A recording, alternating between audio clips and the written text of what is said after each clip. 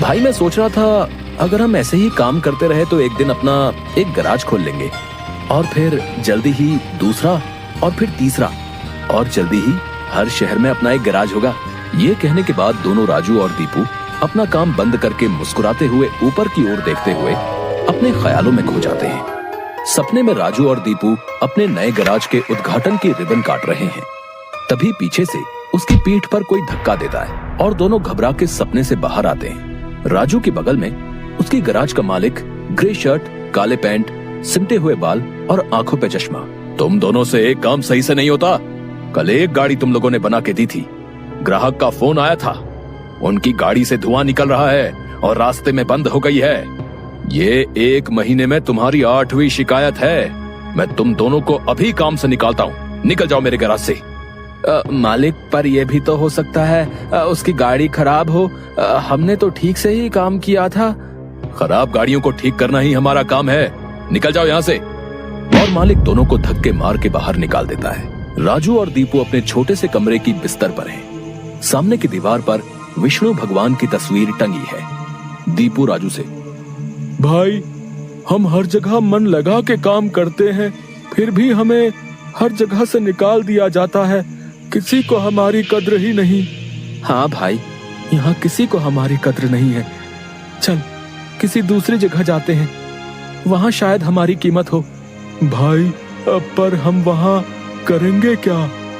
याद है माँ कहती थी कि भगवान का नाम लेने से सब मिल जाता है। हाँ, चल सामान बांध, अब हम यही करेंगे। भगवान का नाम लेंगे और पैसे कमाएंगे। वो कैसे? अरे हम बाबा बन के लोगों को ज्ञान देंगे और उनसे पैसे लेंगे। वो तो ठीक है, पर हम लोगों को क्या ज्ञान देंगे? अरे वही जो माँ हमें देती थी। तू ज्यादा सवाल मत कर, सामान बांध। हम राजा सूर्यदेव के चंपक नगर जा रहे हैं। चंपक नगर में राजू और दीपू गेरुए धोती और गेरुई शॉल में, कंधे तक बाल, गले में रुद्राक्ष की माला, पैरों में खड़ाऊ, कंधे पे लटकी मटमैली गठरी, कलाइयों में बंधी रुद्राक्ष की माला, एक बड़े बरगद के पेड़ के नीचे बने चबूतरे के सामने। ये राजा सूर्यदेव का चंपक नगर है, हम यहीं से शुरू करेंगे। दीपू सुन, आज से तेरा नाम दीपू नहीं दीपेश्वर है, समझा? और मैं एक सिद्ध योगी। मैं यहाँ बैठता हूँ और ध्यान करता हूँ। तू नगर में जाके ये खबर फैला कि एक सिद्ध योगी आए हैं जो हर समस्या का हल देते हैं। ठीक है, मैं जाता हूँ।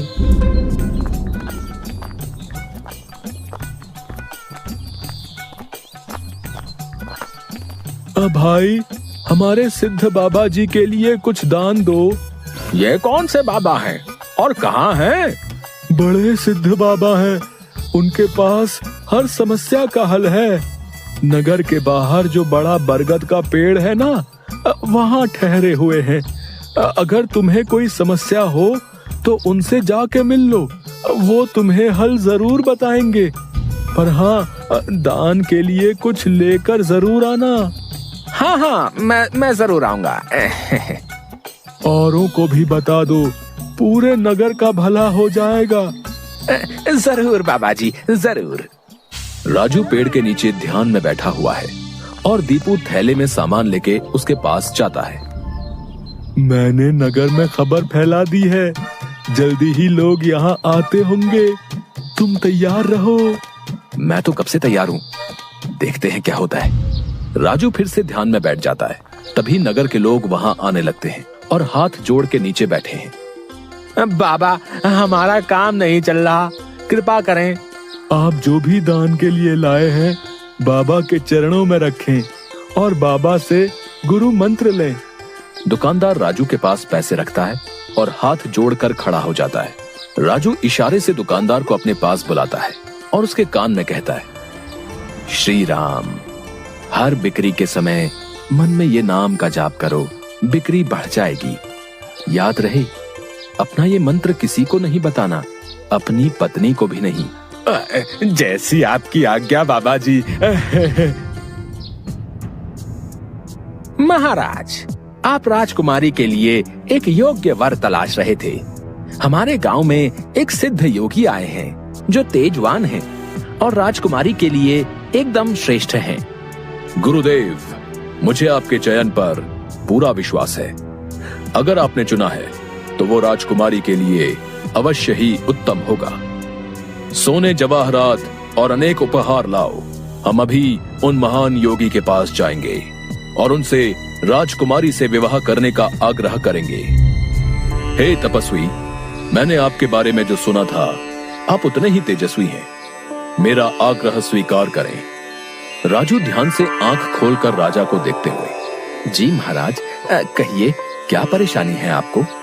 मेरी इच्छा है कि आप मेरी पुत्री से विवाह करें और ये उपहार स्वीकार करें। राजू काफी देर तक उपहार में लाए सोने चांदी और अनेक वस्त्र और उपहारों को देखता है, फिर राजा की ओर मुड़ता है। महाराज, मैं तो एक सन्यासी हूँ, मुझे इन सब से क्या लेना? मुझे क्षमा करें, मैं आपकी बात नहीं मान सकता। दीपू चौंकते हुए राजू को देखता है। मैंने जो सुना था, आप उससे भी महान हैं। मुझे क्षमा करें यदि मैंने आपका अनादर किया हो। आप जब तक यहाँ हैं, मैं कोशिश करूंगा आपको कोई दिक्कत ना हो। और राजा सूर्यदेव को प्रणाम करके वापस चले जाते हैं। अरे राजू, ये क्या कर दिया तुमने? इतना अच्छा मौका हाथ से जाने दिया। अरे राज करते हम लोग। राज, तुम्हें ये क्या हो गया है? मैं यही सोच रहा था, लेकिन फिर मैंने सोचा कि इतने दिनों से ईश्वर का नाम लेते लेते इतना तो समझ आ गया है कि ईश्वर के नाम अमृत में ऐसा क्या है जो मीरा सारा राजसी ठाट छोड़कर वैरागन बन गई। क्यों प्रहलाद ने अपने पिता की इतनी यातनाएं सही? मुझे भी राम नाम का धन मिल गया है, जिसके आगे इस दुनिया का सारा धन फीका है। मुझे ये सब नहीं पता। हम यहाँ पैसे कमाने आए थे, ना कि साधु बनने। मैं चला, मैं अकेले ही सब संभाल लूंगा। तुम्हें जो ठीक लगे करो, पर अगर किसी मुसीबत में फंस जाओ, पूरी श्रद्धा से ईश्वर का नाम लेना, तुम्हारी मुसीबत दूर हो जाएगी। तुम्हारा दिमाग खराब हो गया है।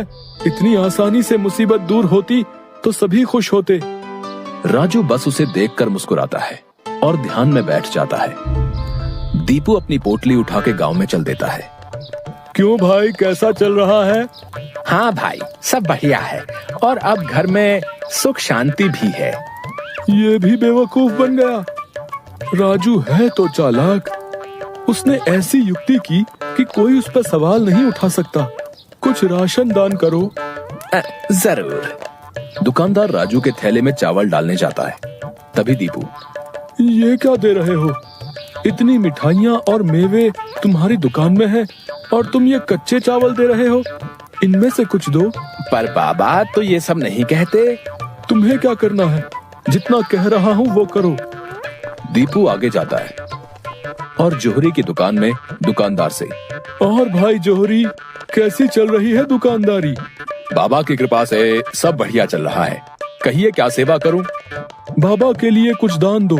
इससे पहले कि इन्हें मेरी असलियत पता चले, इनसे तगड़ा दान लेके गांव से गायब हो जाऊंगा। फिर ये लोग राजू के पीछे पड़ेंगे तो उसे समझ आएगा। बाबा के लिए कुछ दान दो। जौहरी पैसे निकाल कर देने लगता है। अरे ये क्या भीख दे रहे हो? बाबा की कृपा से तुम्हारी दुकान चल रही है। इतने सारे जवाहरात हैं, इनमें से दो, कुछ कीमती सा। जितना दोगे उससे ज्यादा मिलेगा।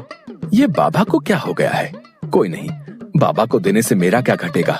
जौहरी एक सोने की हार दीपू को दे देता है। ये लीजिए बाबा। अच्छा धन बटोर लिया है मैंने। इससे काफी दिनों तक काम चल जाएगा। बड़ी भूख लग गई है, कुछ मिठाइयाँ खा लूं। दीपू एक पेड़ के नीचे बैठ के मिठाइयाँ खाने लगता है। तभी वहाँ 4 डाकू, चेहरे पे नकाब, काले कपड़े और हाथ में छुरी लेकर आ जाते हैं। जो कुछ भी है वो हमें दे दो, नहीं तो हम तुम्हें मार डालेंगे। दीपू डर से अपनी पोटली उन्हें दे देता है। तभी डाकुओं के सरदार का नकाब खुल जाता है। दीपू उसे देख लेता है। अब तुझे मरना होगा, क्योंकि तूने मेरा चेहरा देख लिया है। हे भगवान, ये क्या हो रहा है? कैसे बचूं इनसे? भागने की कोशिश की तो ये लोग पकड़ लेंगे। क्या करूं? तभी उसे राजू की बात याद आती है। अगर किसी मुसीबत में फंस जाओ, पूरी श्रद्धा से ईश्वर का नाम लेना, तुम्हारी मुसीबत दूर हो जाएगी। दीपू आंखें बंद कर घुटने पर बैठकर, हे नारायण मेरी रक्षा करो, हे नारायण मेरी रक्षा करो। डाकू का सरदार दीपू को उठाकर, सुन, राजा के सिपाही हमारी ओर आ रहे हैं, इसलिए तुझे छोड़ रहे हैं। अगर तूने किसी को हमारे बारे में बताने की कोशिश की तो तुझे जिंदा नहीं छोड़ेंगे। ये ले अपनी पोटली। डाकू भाग जाते हैं। दीपू सामने से सिपाहियों को आते देख मन में, हे नारायण, मुझसे भूल हुई जो मैं राजू की बात को समझ नहीं पाया। मैं राजू के पास वापस जा रहा हूँ और उसके साथ रहकर आपके ध्यान में अपना जीवन बिताऊंगा। मुझे माफ कर दो राजू, मैं ईश्वर के नाम की महिमा को नहीं समझ पाया, पर अब मैं समझ गया हूँ और तुम्हारे साथ ईश्वर के नाम का धन कमाना चाहता हूँ। राजू दीपू को गले से लगाता है